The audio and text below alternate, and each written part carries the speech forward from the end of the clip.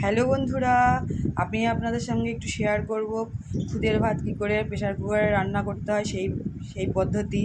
দেখুন, আমি এখানটায় নিয়েছি 200 গ্রাম মতো খুদের ভাত, খুদের চাল, তারপরে দেখুন কাঁচা আলু, চন্দ্রমুখী আলু, এই যে কাঁচা লঙ্কা আর লবণ। এবার আমি এটা প্রেশার কুকারে দেব।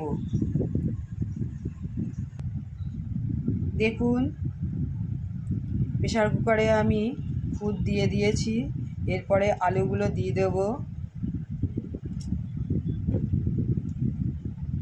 তারপরে জল দেব পরিমাণ মতো জল দিলাম। এরপর আমি কাঁচা লঙ্কাগুলো ছড়িয়ে দিলাম।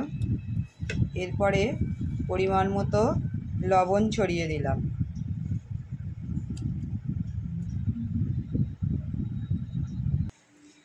দেখুন, প্রেশার কুকারে আমি দিয়ে দিয়েছি। এইবার আমি ঢাকনিটা দিয়ে ঢেকে দেব। দেখুন, খুদ হয়ে গেছে, ধোঁয়া উঠছে। দেখুন কীরকম ঝরঝরে হয়েছে, একদম। এই দেখুন, একদম ঝরঝরে হয়েছে।